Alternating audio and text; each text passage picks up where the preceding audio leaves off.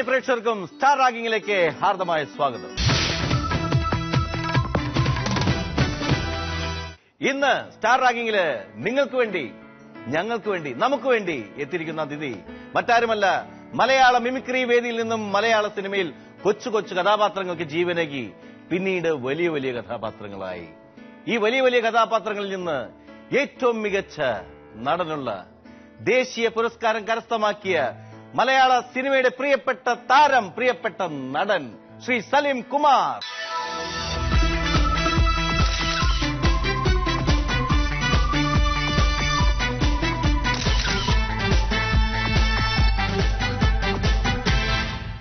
അങ്ങനെയാണ് സാധാരണ ഞങ്ങള് ഇങ്ങനെ കെട്ടിപ്പിടിച്ചിട്ടുണ്ടെങ്കിൽ അപ്പുറം ഇപ്പുറം പിന്നെ ഒരു 3 പ്രാവശ്യം അങ്ങനെ ഉണ്ടാവും. ആ ഒരു ചടങ്ങ് ഇരിക്കും. ഞാൻ കുറെ സലിം കുമാർ എന്ന് പറയുമ്പോൾ ഞാൻ എന്തെങ്കിലുമൊക്കെ കുറച്ചുകൂടി കൂടുതൽ പറയാന്നൊക്കെ ആഗ്രഹിച്ചാണ്. ഒന്നുമില്ല പറയാനായിട്ട്. ഇല്ല, സലീമിനെ കുറിച്ചിട്ട് പറയുമ്പോൾ വാക്കുകളില്ല, വാക്കുകൾ ഇങ്ങനെ മുട്ടിപ്പോകും. നല്ലത്, വേറെ വല്ലതൊക്കെ മുട്ടാതിരുന്നത് നല്ലത്. അപ്പൊ മുട്ടുവിൻ തുറക്കപ്പെടുന്നല്ലേ? അതെ.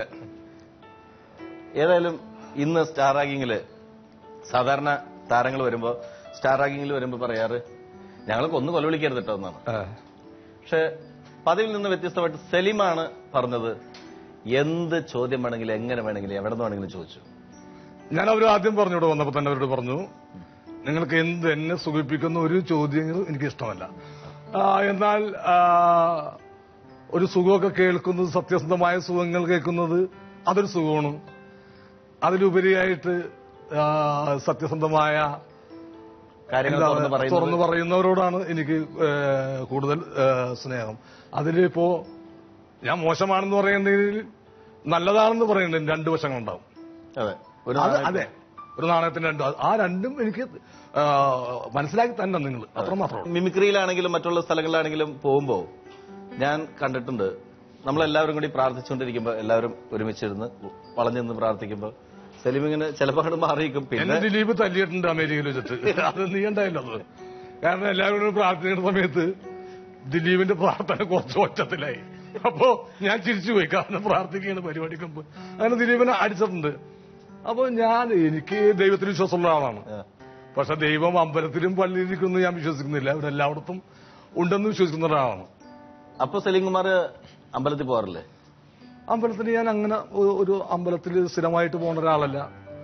പള്ളിയിൽ പോവാറുണ്ട്, അമ്പലത്തിൽ പോവാറുണ്ട്, എല്ലാ സ്ഥലങ്ങളിലും ഞാൻ പോവാറുണ്ട്. പക്ഷെ ഇന്ന സ്ഥലത്ത് ഇന്ന വഴിപാട് നടത്തണം അതൊന്നും ഞാൻ ചെയ്യാറില്ല. കാരണം അതെന്ന് വെച്ചാല് പലരും വന്നിട്ട് എന്റെ വീട്ടിൽ വന്നിട്ട് പറയും അമ്പലം പണിയാൻ പൈസ വേണമെന്ന് പറയും. ഞാൻ പറയും എനിക്ക് തരാൻ പറ്റില്ല. കാരണം ഞാൻ ദൈവത്തിന് വെല്ലുവിളിക്കുന്നതിന് തുല്യമാണ്. കാരണം എനിക്കൊരു വീട് വെച്ച് തന്നെ ഭഗവാനെ എന്ന് ഞാൻ ഭഗവാനോട് പോയി പ്രാർത്ഥിക്കുമ്പോ ഭഗവാന് ഒരു വീട് വെച്ച് തരാൻ ഞാൻ പൈസ എടുത്ത് കൊടുക്കുമ്പോ ആ ഭഗവാന് തോന്നുന്നു കാരണം ഇങ്ങനെ ആള് ശരിയല്ലല്ലോ, എന്നെ വെല്ലുവിളിക്കുന്നു. അപ്പൊ അത്തരത്തിൽ ദൈവങ്ങളെ താത്തി കിട്ടുന്നതിനോട് എനിക്ക് എതിർപ്പുണ്ട്. അമ്പലങ്ങളിൽ വിശ്വാസമല്ല, അല്ല അങ്ങനെ പോകാറില്ല. വിശ്വാസമില്ലെന്ന് ഞാൻ പറഞ്ഞു. എനിക്ക് വിശ്വാസം, നല്ല വിശ്വാസമുണ്ട്, പോകാറില്ല എന്നുള്ളൂ.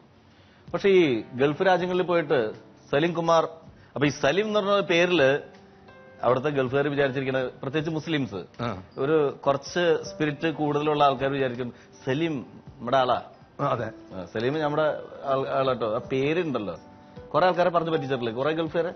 ഗൾഫിലെന്തിന്, ഇവിടെ തന്നെ അത് ധാരാളമുണ്ട്. പലരും വിചാരിക്കുന്നുണ്ട് ഞാൻ മുസ്ലിമാണെന്ന് വിചാരിക്കുന്നുണ്ട്. ഞാൻ ഇക്കാന്ന് വിളിച്ചാലും ഞാൻ വിളിയേക്കും, ചേട്ടാന്ന് വിളിച്ചാലും ഞാൻ വിളിയേക്കും. ഞാൻ പറഞ്ഞു എനിക്ക് അതിന് സെപ്പറേഷനൊന്നും അന്ന് ഇന്ന് ചെറുപ്പത്തിൽ ഞാൻ കൊടുത്തിട്ടില്ല. അതാരും എന്നെ പഠിപ്പിച്ചതല്ല, എന്റെ തന്നെ എനിക്ക് തോന്നി അങ്ങനെ ഇതിൽ സെപ്പറേഷനൊന്നും ഇല്ലെന്ന് എനിക്ക് അന്നേ തോന്നിയതാണ്. ഗൾഫിൽ നിന്ന് വെച്ചാൽ ഒരു കഥയുണ്ട് അതിന്. അല്ല, പക്ഷെ ഞാൻ പറഞ്ഞത് ഈ സലീമിക്ക എന്ന് പറഞ്ഞിട്ട് വിളിക്കുമ്പോ ഗൾഫിലൊക്കെ ചെല്ലുമ്പോ അത് പലപ്പോഴും മുതലെടുത്തിട്ടില്ലേ? മുതലെടുത്തിട്ടുണ്ടോന്ന് വെച്ചാല് ഒരു 3-5 സ്ഥലങ്ങളിൽ ഞാൻ മുതലെടുത്തിട്ടുണ്ട്. ചില സ്ഥലങ്ങളിൽ ഇക്കായാണെന്ന് പറഞ്ഞുകൊണ്ട് ചില ഗിഫ്റ്റുകളൊക്കെ കൊണ്ടുവന്ന് തരുമ്പോ അതൊക്കെ അല്ല, ഇക്കായാണെന്ന് കരുതിയിട്ട് എനിക്ക് ആരും അങ്ങനെ ഗിഫ്റ്റ് ഒന്നും തന്നിട്ടില്ല. അല്ലാതെ അനുഭവം ഉണ്ടോ? അല്ലാതെ അനുഭവമുണ്ട്, ഇക്കാണെന്ന് കരുതിയിട്ടില്ല. പിന്നെ അതിനു മുമ്പ് ഒരു ചെറിയ സ്റ്റോറി കൂടി പറഞ്ഞു തന്നിട്ടുണ്ട്. ഞാനൊരു സുന്നത്ത് ചെയ്ത ഹിന്ദുവാണ്. അത് ചെറുപ്പത്തിലെ എല്ലാ കുട്ടികളൊക്കെ ചെയ്യുന്ന സംഭവം തന്നെയാണ്. അപ്പൊ എനിക്ക് കുറച്ച് പ്രായമായിട്ടാണ് മാത്രം. അപ്പോ ഗൾഫിൽ ചെന്നപ്പോ അതിനെ പറഞ്ഞ സർക്കസ് ഫ്രണ്ട്സ് എന്നാണ് പറഞ്ഞ. മുസ്ലിം ലാംഗ്വേജിലെ സുന്നത്ത് എന്ന് പറയും. ഈ ഡോക്ടർമാരെ എഴുതുമ്പോ സർക്കസ് ഫ്രണ്ട്സ് എന്ന് പറഞ്ഞ് എഴുതും. അത് അപ്പൊ എന്റെ 2 കുട്ടികളുടെ അങ്ങനെ തന്നെയാണ്. അതങ്ങനെ കൃത്യമായിട്ട് പറയാൻ കാരണം ഈ ഒരു സർജറി സർക്കംസ്റ്റൻസ് സർജറി എന്ന് പറഞ്ഞിട്ട് അതിന്റെ ബില്ലൊക്കെ കണ്ടപ്പോഴാണ് മനസ്സിലായത് എനിക്ക് ഒരു 18 വയസ്സ് ചെയ്ത സംഭവമാണ്. ഇപ്പോഴത്തെ ആളുകൾ കുറച്ചും കൂടി വിവരമുള്ള ആൾക്കാർ നേരത്തെ ചെയ്യുന്നു. ഇത് കഴിഞ്ഞൊരാളാണ് ഞാൻ. അപ്പൊ ഞാൻ ഗൾഫിൽ ആദ്യമായിട്ട് പോവുകയാണ്. നാദിർഷ തന്നെയാണ് അതിന്റെ കാരണക്കാരൻ. ഗൾഫിൽ ആദ്യമായിട്ട് ഓസ്കർ ബേബിയുടെ കൂടെ പോയി അവിടെ ചെന്നു. അവിടെ പരിപാടി അവതരിപ്പിച്ചു. അപ്പൊ ഒരു കരീം എന്ന് പറഞ്ഞ കാസർഗോഡുകാരന് എന്നോട് ഭയങ്കരമായിട്ടുള്ള സ്നേഹം. അദ്ദേഹം എനിക്ക് ആരുമില്ല, ഒരു ഫ്രണ്ട്സ് പോലും ഇല്ല. ദുബായിൽ ഞാൻ ആദ്യമായിട്ട് ഒരാൾ പോലും ഇല്ല. പക്ഷെ എനിക്ക് വൈകുന്നേരവും വിളക്കും ഒരു കുപ്പിയായിട്ട് വരും. കാരണം ഇദ്ദേഹത്തിന്റെ ഏറ്റവും വലിയ സംഭവം വെച്ചാല് എന്നുള്ള കലാകാരനെ ആരാധിക്കുന്നു, ഇഷ്ടമാണ്, ആരാധനയാണ് ഞങ്ങൾക്ക്. അതിലുപരി ഒരു കാക്കാന്നുള്ള ഒരു സ്നേഹം വേറെയുണ്ട്. നമ്മുടെ ആള്, അതെ, നമ്മുടെ ആളെന്നുള്ള സ്നേഹം വേറെ ഉണ്ടെന്ന് മനസ്സിലായി. അപ്പൊ ഇദ്ദേഹം തന്നെ വളരെ ഇത് ചെയ്യുന്നുണ്ട്. ഇപ്പൊ പലർക്കും ഇത് അസൂയായി. കാരണം എനിക്ക് മാത്രം ഈ സംഭവങ്ങളൊക്കെ വാങ്ങിച്ചെറിയാള്. സംഭവങ്ങൾ വെച്ചാൽ ഒന്നുമില്ല, ഒരു കുപ്പി അങ്ങനെയൊക്കെയുള്ള സംഭവങ്ങൾ മാത്രമേ ഉള്ളൂ. പക്ഷെ അത് കിട്ടാന്ന് വെച്ചാൽ വലിയ കാര്യം അവിടെ. അപ്പോ ചെന്ന് ഡെയിലി പുള്ളി വരും. അപ്പൊ എന്റെ കെയർ ഓഫിലെ മറ്റവന്മാരുടെ വെള്ളോടിയൊക്കെ അങ്ങനെ ഒരു ദിവസം ബേബി, ഓസ്കറിന്റെ ബേബി ഇപ്പൊ ലണ്ടനിലോ മറ്റോ പുള്ളി, ഓസ്കറിന്റെ ഓണർ പറഞ്ഞു നിന്റെ എല്ലാം ഞാനിന്ന് പൊളിച്ചു തരുമെന്ന് പറഞ്ഞു. അങ്ങനെ ഇയാളോട് പറഞ്ഞു, കരീമിക്ക വന്നപ്പോ പറഞ്ഞു, കരീമിക്ക നിനക്കറിയാം ഇവൻ ഒരു കാക്കയൊന്നുമല്ല, ഇവൻ ഹിന്ദുവാണ് എന്ന് പറഞ്ഞു. പക്ഷെ കരീമിക്കൊന്ന് ചിരിച്ചു. ഈ ചിരിയിൽ പല അർത്ഥങ്ങളുണ്ടായിരുന്നു. കാരണം നഷ്ടപ്പെട്ടു പോയോ എന്തൊക്കെയോ സംഭവം ഉണ്ടായിരുന്നു. നമ്മുടെ ഒരാള് പോയി, ആ ആള് പോയല്ലോ എന്നുള്ളൊരു സംഭവം ഉണ്ടായിരുന്നു. അപ്പൊ ഈ കരീമിക്ക പറഞ്ഞു അതിലൊക്കെ എന്തിരിക്കുന്നു, ജാതിയിലൊക്കെ ജാതി മതത്തില് നമ്മുടെ മനുഷ്യന്മാരിലെ കേരളീയർ എന്നൊക്കെ പറഞ്ഞെങ്കിലും ഇദ്ദേഹത്തിന് മനസ്സിലൊരു വിഷമമുണ്ടെന്ന് എനിക്ക് മനസ്സിലായി. അങ്ങനെ ബേബി പുറത്തേക്ക് പോയപ്പോഴും എന്നോട് പറഞ്ഞു, സലീമേ ഇപ്പൊ ഹിന്ദു ആയാലും മുസ്ലിം ആയാലും സ്നേഹമാണ്. എന്നാൽ സത്യം പറ, സലീം ഹിന്ദു ആണെന്ന് സലീമിന്റെ വായിൽ തന്നെ കേട്ടാല് ഞാൻ അങ്ങനെ എന്നെ പുള്ളിനെ സകല എവിഡൻസും ഞാൻ കാണിച്ചു കൊടുത്തപ്പോ ബേബിനെ പുള്ളി തല്ലാനായിട്ട് തെറി വിളിച്ചടാ ഒരു 1-ാം തരം മുസൽമാനൊക്കെ നീ ഹിന്ദു ആണെന്ന് പറഞ്ഞ് അങ്ങനെ അമ്മാതിരെ കുറെ സംഭവങ്ങൾ. ഈ 18ാമത്തെ വയസ്സിൽ സുന്നത്ത് ഈ സമയത്ത് ഉപകരിച്ചു. ഈ സമയത്ത് മാത്രമല്ല, പല സമയത്ത് ഉപകരിച്ചിട്ടുണ്ട്. ഇത് തെളിയിക്കാൻ വേണ്ടിയിട്ട്. അതെ, അതിന് രക്ഷയില്ലാണ്ടായി. കാരണം ഒരു വിഭാഗത്തിനെ വിശ്വസിപ്പിച്ച് കളഞ്ഞു. ഓക്കെ. അപ്പൊ അതിന്റെ പേരിൽ തന്നെ എനിക്ക് ഇന്നും ഒരു ജാതി മതം, എന്റെ വീട്ടിലിരിക്കുന്ന ഒരേ ഒരു കണ്ടു കാണും ഒരു വിഗ്രഹം എന്ന് വെച്ചാൽ യേശുക്രിസ്തുവിന്റെ മുൾക്കിരീടം ചൂടിയ യേശുക്രിസ്തുവാണ്. കിരീടം ചൂടിയിട്ട യേശുക്രിസ്തുവിനെ കൊണ്ടുവന്ന്. കാരണം ഒരു ഗൃഹനാഥന്റെ അവസ്ഥ എന്റെ അവസ്ഥ അത് തന്നെയാണ്. അപ്പൊ അതിന് ഏറ്റവും ആപ്റ്റായിട്ടുള്ള ഒരു അവസ്ഥ അദ്ദേഹം അനുഭവിച്ച യാതനകളാണെന്ന് എനിക്ക് തോന്നി. പക്ഷെ ഒരു സിനിമയില്, അതായത് ഏതൊരു ചിത്രത്തില് 2020 ഒരു നായരെ കൊണ്ട് സല്യൂട്ട് അടിപ്പിച്ചപ്പോ എത്ര മനസമാധാനം എന്ന് ഒരു ഡയലോഗ് പറഞ്ഞിട്ടുണ്ട്. അത് ഉള്ളിന്റെ ഉള്ളിൽ നിന്ന് വന്നതാണോ അല്ലെങ്കിൽ അത് പറഞ്ഞപ്പോ എന്തെങ്കിലും ഒരു സന്തോഷം തോന്നിയിരുന്നു? എന്തായാലും അതിനൊരു ചിരി തിയേറ്റർ കിട്ടി അല്ലേ. ഇത് എഴുതിയത് സിബി ഉദയൻ എന്ന് പറഞ്ഞ ആളുകളാണ്. ഈ സിബി ക്രിസ്ത്യാനിയാണ്, ഈ ഉദയൻ നായരാണ്. ഈ പടം നിർമ്മിച്ച അമ്മ എന്ന് പറഞ്ഞ അസോസിയേഷന്റെ സെക്രട്ടറി നായരാണ് മോഹൻലാലി. പ്രസിഡന്റ് ഇന്നസെന്റ് ക്രിസ്ത്യനാണ്. ഇത് കൊടുത്തത്, ഈ പടം ഇത്ര രൂപക്ക് തീർക്കാം എന്ന് പറഞ്ഞ് കൊടുത്ത് വിതരണാവകാശം കൊടുത്തത് ദിലീപ് എന്ന് പറഞ്ഞൊരു നായരിക്കാണ്.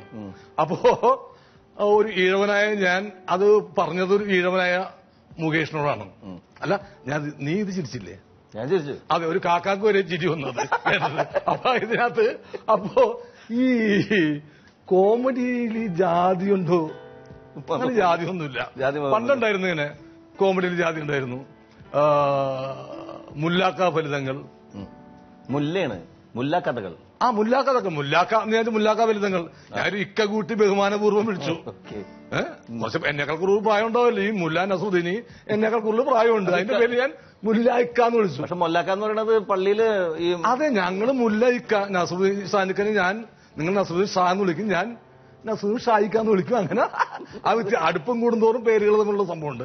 അതേപോലെ മുല്ലാക്ക ഫലിതങ്ങള്, നമ്പൂരി ഫലിതങ്ങള് എന്നൊക്കെ പറഞ്ഞ വർഗീയത ഉണ്ടായിരുന്നു അതിനകത്ത് ഫലിതങ്ങളിൽ. ഇന്ന് അങ്ങനെയൊന്നുമില്ല. അത് കുറച്ചു പേർക്ക് തോന്നലല്ലേ ഇങ്ങനെ. അത് നായർ ഫലിതം, അത് ഹിന്ദു ഫലിതം, അത് മുസ്ലിം ഫലിതം, ക്രിസ്ത്യൻ ഫലിതം, അങ്ങനെയൊന്നും ഫലിതത്തിന് അങ്ങനെ ജാതിയൊന്നുമില്ല. എന്താണ് നിങ്ങൾക്ക് ചോദിക്കാനുള്ളത് സലീം കുമാറിന്റെ അടുത്ത്? ക്യാമ്പസ് കാലഘട്ടത്തിലൊക്കെ പാർട്ടി പ്രവർത്തനത്തിൽ വളരെ സജീവമായിരുന്നല്ലോ. അതിനുശേഷം ഇപ്പോഴും അങ്ങനെ തന്നെയാണ്. അതൊരു MLA സീറ്റ് മോഹിച്ചിട്ടാണോ? അല്ല, MLA സീറ്റ് മോഹിച്ചാല് ഞാൻ ഏതായാലും ഒരു MLA-യോ MP-യോ മന്ത്രിയോ ആവാൻ ഉദ്ദേശിക്കുന്നില്ല. കാരണം എന്ന് വെച്ചാല് ഞാൻ എനിക്ക് അറിയാം ഇത് ഞാൻ സമ്പാദിച്ച പൈസയാണ്. എനിക്ക് അടിച്ചു പൊളിച്ച് നടക്കാം. ഞാനൊരു 2 ദിവസം MLA ആയിട്ടിരുന്നാല് ഇയാൾ തന്നെ ഇയാൾക്ക് പറയാം, താൻ കള്ളനല്ലടോ, താൻ കരുതാവ് കട്ടുപിടിച്ചല്ലടോ എന്ന് പറയും. ഇപ്പൊ എന്നാണ് പറഞ്ഞത്, എനിക്ക് കാരണം കുറ്റിക്കറ്റിക്കുക ആരുടെ കട്ടുപിടിച്ചത് അല്ലേ? അപ്പോ ഒരു പൊതുപ്രവർത്തകനെ നമുക്ക് എങ്ങനെ വേണമെങ്കിലും താറടിച്ച് കാണിക്കാം. 2 ദിവസം ഇരുന്നു മതി. ഇനി കക്കാൻ പോയിട്ട് തിരുവനന്തപുരത്ത് സത്യപ്രതിജ്ഞയ്ക്ക് എത്താൻ പോലും സമയം എത്ര നിൽക്കുമ്പോൾ നിങ്ങൾക്ക് എന്നെ കള്ളാന്ന് വിളിക്കാം. അപ്പൊ എനിക്ക് ആ അഹങ്കാരത്തോടുകൂടി ജീവിക്കണമെങ്കിൽ എനിക്ക് പറ്റില്ല. അതിന്റെ പേരില്ല, എനിക്ക് ആഗ്രഹമില്ലാണ്ടല്ല, ആഗ്രഹമുണ്ട്. പക്ഷെ എന്റേതായ ജീവിതം മുന്നോട്ട് കൊണ്ടുപോകണമെങ്കിൽ ഒരിക്കലും ഒരു MLA-യോ MP-യോ ഒരു പഞ്ചായത്ത് മെമ്പർ വരെ ഞാൻ ആകരുത് എന്ന് ആഗ്രഹിക്കുന്നതാണ്. ആവില്ല എന്ന് ഉറച്ച വിശ്വാസമുണ്ട്. അപ്പൊ അതിന്റെ അർത്ഥം അങ്ങനെ പഞ്ചായത്ത് മെമ്പറോ MLA-യോ MP-യോ ഒക്കെ ആയി കഴിഞ്ഞിട്ടുണ്ടെങ്കിൽ ആ ഖജനാവ് കട്ടുപിടിക്കാനായിട്ട് താല്പര്യമുണ്ടെന്നുള്ളതാണോ? താല്പര്യമുണ്ടെന്നല്ല, നമ്മുടെ നാട്ടിൽ അങ്ങനെ ഒരു സംഭവമുണ്ട്. എത്ര സത്യസന്ധ അതിന് ഞാൻ ഉദാഹരണമാണ്. ഞാൻ ഇന്ന് ഏറ്റവും കൂടുതൽ വേദനിക്കുന്നത് MK കൃഷ്ണൻ വനം വകുപ്പ് മന്ത്രിയായിരുന്നു. MK കൃഷ്ണൻ വനം വകുപ്പ് മന്ത്രി. അപ്പൊ ഞാനൊരു കോൺഗ്രസ്സുകാരനാണ്. അപ്പോ ഒരിക്കലും ജാഥ പോയി കഴിയുമ്പോ ഞാൻ പറഞ്ഞു, ഇങ്ങനെ ഞാനല്ല ഏറ്റവും പറഞ്ഞാല് കള്ള MK കൃഷ്ണ എന്ന് വിളിച്ച് ചന്ദനം കള്ള MK കൃഷ്ണ എന്ന് വിളിച്ചിട്ട് ഒരു ജാഥ പോയി. അപ്പൊ ഞങ്ങൾ ആവേശത്തോട് ഈ മുദ്രാവാക്യം ഏറ്റു വിളിച്ചു. ഈ MK കൃഷ്ണൻ ഞാറക്കാരനാണ്. അദ്ദേഹം മരിച്ചു കഴിഞ്ഞപ്പോ ഞാൻ പോയിരുന്നു. അദ്ദേഹത്തെ ദഹിപ്പിക്കാൻ 2 സെന്റ് സ്ഥലം പോലും ഉണ്ടായിരുന്നില്ല.